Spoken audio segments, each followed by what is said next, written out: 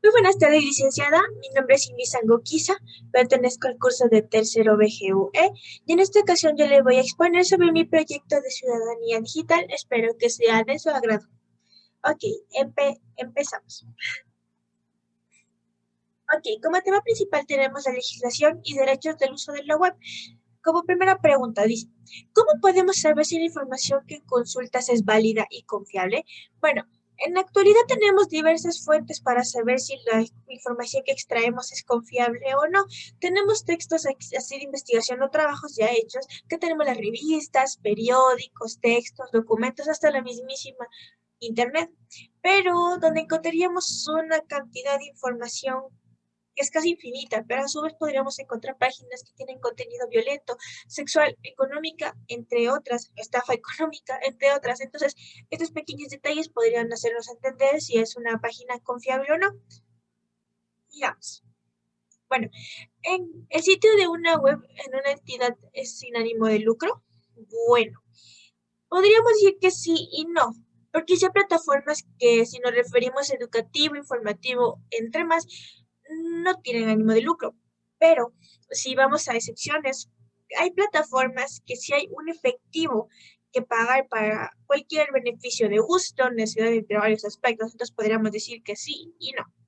Ok, ¿cuál es el propósito del sitio web? El sitio web podríamos decir que es su labor es informar, vender, persuadir, etcétera. Pero sabemos que lo esencial es la creación de un sitio web, es como herramienta de marketing online. Es decir, que las páginas tienen la búsqueda de la finalidad de más ventas, más clientes, más suscripciones de boletines, rellenar formularios, que sería entre los jóvenes, el tráfico en la web, y exactamente cada persona sabe lo que le puede ayudar y la importancia que tiene esto de los sitios web. O sea, cada persona sabe su importancia. Ok, ¿a qué tipo de audiencia nos dirigimos? Bueno, esta pregunta es muy sencilla porque prácticamente un sitio web o es un canal de comunicación como tal y tiene un bien definido como la audiencia, pero hay sitios que hablan de lo que es el mercado de consumo, mientras que otros hablan de negocios, mientras que los jóvenes publicamos nuestras fotos para más likes, más seguidores, e incluso así los influencers o empresas que su finalidad es buscar gente que siga y compre sus productos. Entonces, cada persona o cada empresa sabe para qué le sirve o qué tipo de audiencia se dirige o tiene y qué debe hacer para lograr conseguir visitas. Sigamos. Ok, nos dice qué tipo de publicidad tiene o hay o existe. Bueno, tenemos como primer punto lo que es la SEM o la publicidad en motores de búsqueda. Esto quiere decir que esta publicidad de tipo en Internet es porque una empresa paga para que esto se vea, o sea, salga en varias plataformas que son fundamentales, especialmente es fundamentalmente esto es en Google, porque es la plataforma en donde más gente visita y donde más puede haber gente que pueda comprar los productos. Ok, tenemos como dos anuncios en display y banners. ¿Qué quiere decir esto? Que son plataformas comunes como los blogs, como medios de comunicación y otras páginas web que acumulen el tráfico importante. Es decir, que tengan un público concreto de esa empresa. Es decir, que hay gente que quiere zapatos y te va a salir esa publicidad de zapatos. Es por eso que dicen que podríamos hacer este pequeño com- comprobación o experimento de que si tú hablas mucho en Facebook de alguna cosa que quieres o lo comentas a alguien, si tú te retiras de eso y vuelves a entrar, vas a encontrar publicidad de ese tema, porque eso es lo que quiere Facebook y las plataformas, complacerte, pero es un poco tenebroso. Bueno, tenemos la publicidad nativa. La publicidad nativa es casi como los banners. La diferencia es que esta tiene que sustentar de la compra. ¿A qué me refiero con esto? Que si hacemos las publicidades de lo que son los blogs o en los web terceros, esto quiere decir que como tienen medios de comunicación y entre otras páginas web, lo que tú ganes tienes que financiar con la página que tú estás compartiendo o haciendo que tu negocio sea más grande o lo que estás haciendo la publicidad. Es decir, que es un trueque ahí. Ok, si nos vamos a las redes sociales, que es la que más usa toda la gente, en eso más los grandes, o bueno, ya los adultos o los jóvenes lo usan más como entretenimiento. Uno que otro lo usa para ganarse ahí su dinero, pero la mayoría lo usa para promocionar lo que es su negocio, su producto, es lo que más los jóvenes, pero sin embargo, Facebook también te puede llegar a cobrar si ya quieres expanderte más, o puedes abrir tu propia página, pero eso también puede llegar a un costo si tu página es demasiado vista. Ok, y tenemos lo que es el email de marketing, que todos vamos a tener ese clásico de que te metes a tu Gmail y siempre te va a aparecer que el 15% de descuento, que te cobramos menos que el 2 por 1 y eso te puede dar hasta vueltas la cabeza, ¿verdad? Entonces eso es lo que hace. Repartir a través de emails información, que a veces uno dice, pero yo ni siquiera quiero esto, pero te asoma, o que YouTube esto, que esto, y como dije, da vueltas la cabeza, incluso puede llegar a llenarte. Entonces es bueno borrar eso porque a veces puede ser incluso hasta virus. Ok, sigamos, porque a través de la publicidad se puede conseguir dinero, pero siempre y cuando esta sea muy bien usada. Tenemos otras preguntas que dicen, ¿el sitio web se actualiza constantemente? La respuesta es sí. La respuesta es sí porque se tiene que actualizar constantemente una página web. Claro, porque la gente la visita. Por ende, la gente quiere información nueva. Claro que si ya la información es concreta y queda ahí, pero hay que actualizarla con nuevos gráficos, nueva información o nuevos cambios porque las cosas cambian. Entonces, considero que es muy bueno actualizar una web porque periódicamente hay que tener nuevos contenidos. Es bueno cambiarla durante cada semana, cada mes porque futuros potenciales podrían estar viendo tu página y sería bueno. Ok, ¿quién es el autor? Bueno, ¿quién será el autor? Bueno, en esta ocasión podría ser una organización, puede ser una compañía, puede ser incluso hasta una webmaster. Pero si queremos saber quién es el autor, incluso para confirmar si esta página es segura y no nos va a robar o no nos va a hacer nada por el estilo, puedo dejarles algunas recomendaciones que les puede servir, que sería hacer clic en el contacto o quiénes somos y ahí automáticamente te va a salir. A veces el nombre del autor, que tendrían que tener todas las páginas web, sale primera, así primerito con todo y fecha. Pero también podemos preguntar a través de Gmail quién es el autor, porque incluso para decir me está respondiendo, entonces probablemente sea, pero con mucho cuidado siempre. Tenemos que hacer clic en, también podemos hacer clic podemos poner en ver desde nuestro navegador, luego poner la fuente y copiar Control U y eso te va a ayudar a ver quién es el autor y es posible que incluso encuentres hasta información del autor. Entonces esto nos puede ayudar mucho y sería muy bueno que todos lo vean. Ok, dice, los contenidos se presentan de manera clara, sin errores tipográficos, perdón, o de redacción. La respuesta lastimosamente es sí. ¿Por qué? Los errores tipográficos son muy frecuentes entre los diseñadores. La razón es porque hay falta de teorización, falta de tiempo, incluso hasta falta de ganas. O ya hay costumbres mal arraigadas que prácticamente te pueden dar una mala información. O sea, la información puede estar bien, pero puede estar muy mal formulada. Entonces uno también hay que aprender a leer y redactar como es debido, con todo. Sigamos. Las gráficas y los datos son claramente rotuladas y fáciles de leer. La respuesta es sí, efectivamente, los gráficos y las tablas que presentan la información sí son claras y rotuladas, pero por eso hay que aprender a leer la información y aprender ahí a unir a los dos y decir, no, concuerda con el de arriba, entonces sí. Entonces uno hay que aprender a leer y a ver si está bien todo eso. Ok, aquí nos dice, ofrece recursos y enlaces adicionales pertenecientes al tema. Hay páginas que sí nos pueden ayudar con algunos cursos que son gratuitos y otros que son pagos a medio plazo, pero podríamos decir que en su mayoría son gratuitos. Entonces sí nos pueden ayudar con algunos recursos y enlaces adicionales al tema. Por eso es bueno ser indagador. Sigamos. Y ahora vamos a ir al tema que más me gustó de investigar y me gustó mucho, y esto significa que es la ley de Ohm. Aquí en la ley de Ohm le voy a dar lo que es la cantidad, la tensión, la corriente, los símbolos de la ley de Ohm, su unidad de abreviatura, el rol de los circuitos. Aquí como podemos ver, aquí está el triángulo de la ley de Ohm. Tensión podemos ver que en su símbolo es E y en su abreviatura sería voltio. O sea, tensión es igual a voltio. He visto que muchos se confunden con esto, pero no hay por dónde confundirse. Ok, corriente es I y su abreviatura es amperio. Pero sería A. Y la resistencia, su abreviatura es ohmio. Y aquí podemos ver el rol de los circuitos, que puede leerlo. Y en el caso de lo que se esté preguntando, aquí está lo que significa. Ok, ahora voy a decirle que la ley de Ohm se usa para determinar la relación entre la corriente, la resistencia y un circuito eléctrico. Para los estudiantes que estudian esto de la electrónica, la ley de Ohm es fundamental para una ecuación de la relatividad. Aquí como podemos ver que es voltio es igual a amperio por resistencia, es prácticamente igual. O podemos, aquí hay gente que se confunde porque si decimos tensión es igual a corriente por resistencia, muchos dicen, entonces, ¿por qué dicen que voltios es igual a amperios por ohmio? Es prácticamente lo mismo porque hay gente que usa o las cantidades o las abreviaturas, pero es prácticamente lo mismo. Pues sigamos. Ok, el voltaje, la corriente y la resistencia, como podemos ver aquí, prácticamente lo que aquí, los triángulos, ¿no? Aquí está. Lo único que hay que hacer es suprimir esos. O sea, es decir, hay que buscar la incógnita. ¿A qué me refiero con esto?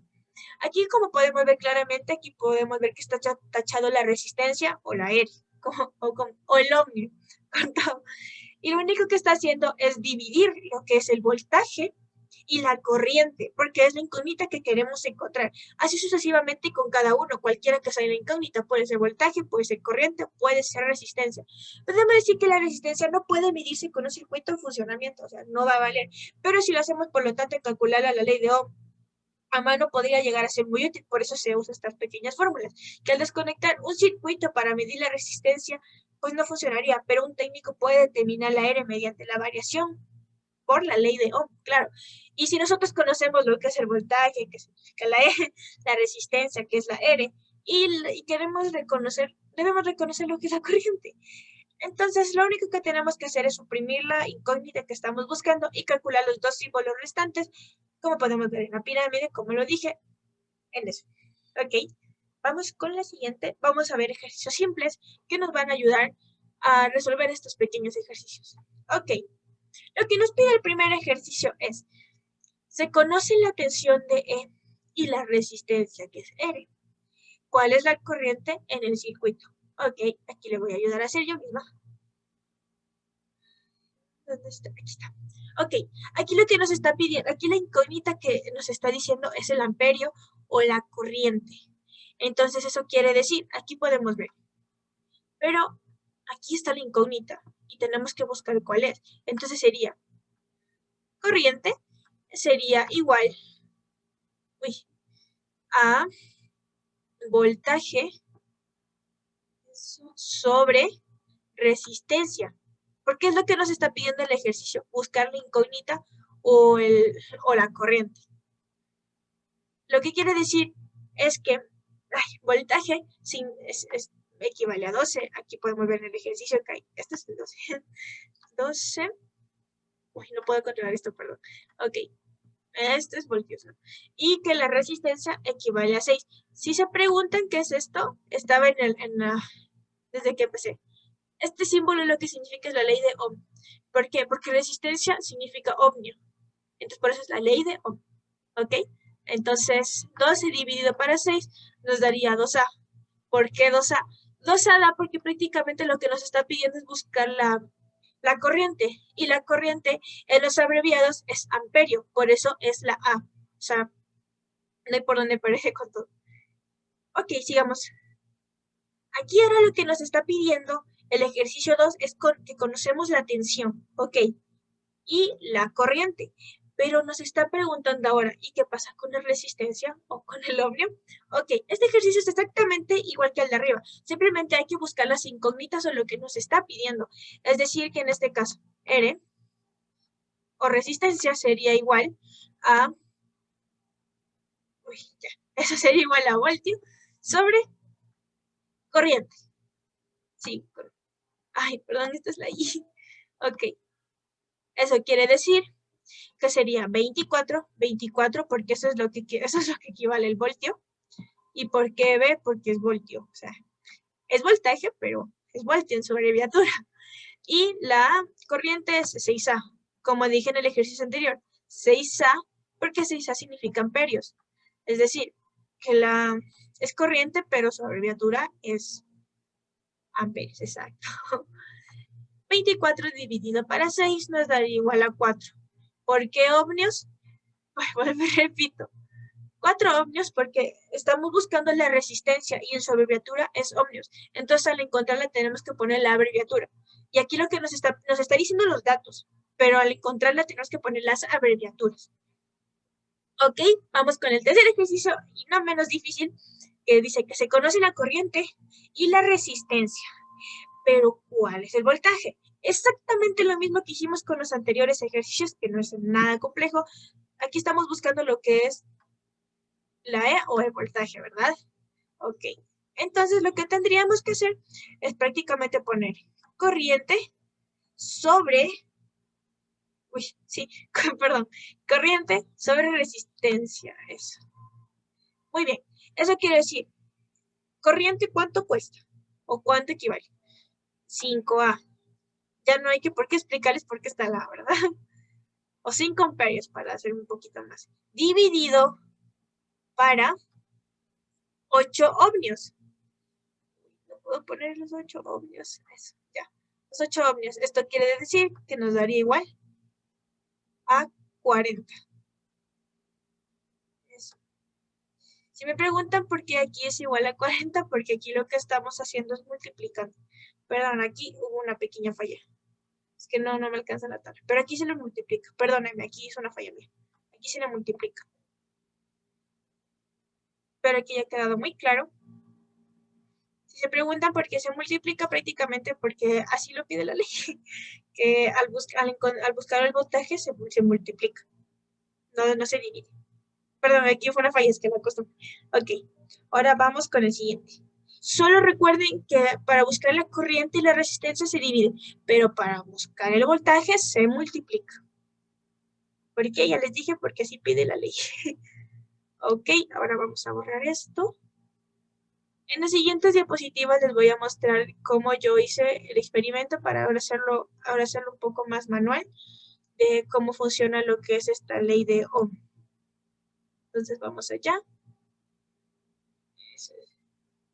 Listo. Ahora vamos. Mi experimento de la ley de Ohm.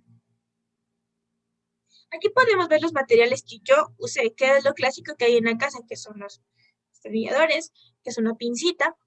Pero aquí hay elementos que yo sí fui a comprar, que ya no tenía en mi casita, pero hay lo que es el taipe, la base de los focos chiquitos, ¿no? Compré unos grandes, lo que un cable, pincitas y un enchufe que a medida que les vaya explicando, les voy a explicar formas que pueden hacerle más rápido este proceso y yo porque lo hice un poco más extenso. Ok, aquí podemos ver que yo estoy cortando las puntitas de los cables para llegar a estas vellosidades que tiene. Los cables chiquititos y finitos. Voy a alargar, voy a aumentar esto para irles explicando poquito a poquito. Ok. Aquí lo que hice, como dije, solo fue lo que corté hasta llegar a estos cables, que para hacerlo tenemos que tener mucho cuidado de no cortarlos. O sea, tiene que quedar eso, solo hay que quitar lo que le cubre, pero no lo que hay. Después, en este caso les voy a decir desde un inicio que pueden comprar lo que es el enchufe completo, o sea, ya. Lo único que tendríamos que hacer es ese mismo proceso, pero ya solo para conectarle o unirle a lo que voy a explicar.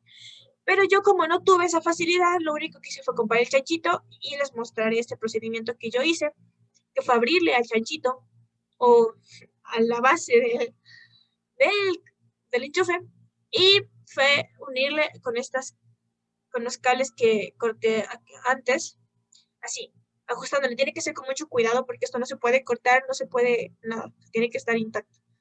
Ok, prosigo. Aquí como podemos ver, yo partí el cable en dos. ¿Por qué? Porque no era necesario para este experimento usar los dos cables, porque hubiera sido un procedimiento un poco más largo y complejo. Por ende, yo lo que hice fue solo partirlo en dos para hacer esto. Como podemos ver en esta parte de la bombilla, yo lo que hice fue exactamente el mismo procedimiento que yo hice con el chanchito. Lo único que hice fue destornillarle un poquito a esos tornillitos que vemos aquí. Ay, disculpe. Destornillarle a los foquitos y luego unirle como podemos ver, igual que hice con el chanchito del otro. Y uní aquí, como podemos ver, uní aquí y acá. Listo. Después lo que hice fue unirle con el enchufe. Ustedes me preguntarán, pero ¿cómo le vas a unir con el enchufe? Pues bueno, lo único que hicimos fue al enchufe cortarle los vellitos que tenía abajo igual en el cable de abajito y unirle, como podemos ver. Ahí está el enchufe y lo estoy uniendo con el otro tornillo que estaba suelto. No sé si se fijaron en eso, pero ahí estaba un tornillo que estaba vacío. Entonces yo lo uní con él. Y después lo que hice fue lo mismo con las pinzas. Con las pinzas, como, igual que con el enchufe, pueden comprarlas ya con todo y cable y solo tendría que pelarlo y unirlo. Pero yo no tuve esa facilidad otra vez. Entonces, con un cable, pues hice el mismo procedimiento. Le desafé el tornillo que podemos ver aquí en pantalla y le uní con los cablecitos chiquitos. Si me preguntan por qué puse Type, es porque al unirlos al enchufe con el cable de la pinza, esto puede ocasionar un circuito, entonces podría afectarnos. Entonces tenemos que tener mucho cuidado en eso. De acuerdo, sigamos. Y estamos llegando a la fase final de mi proyecto y podemos ver cómo me está quedando. Aquí les mostraré un poco más más cerca cómo me quedó mi trabajo.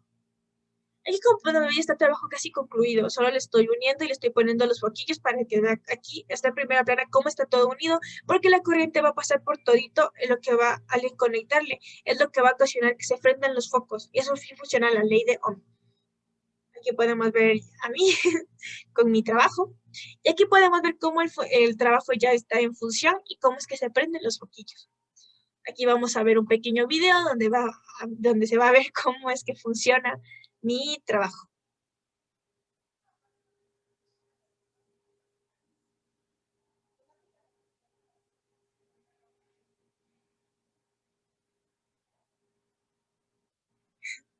Ok, y eso es lo que puedo explicarles sobre la ley de Ohm en función. Estas son las bibliografías que yo usé para responder cada pregunta, las informaciones que saqué, la manera de donde lo saqué. Aquí tenemos enlaces de YouTube de donde yo saqué las guías para hacer mi trabajo, uno más difícil que el otro, pero no es imposible de hacer. Y muchas gracias, espero que les haya gustado mucho mi exposición. Lo hice con mucho esfuerzo y cariño. Y darle las gracias por haber estado con nosotros estos 2 años de educación. Espero que la haya súper bien en la vida. Y gracias, licenciada. Muchas gracias por todo y espero que le haya gustado mi exposición. Gracias.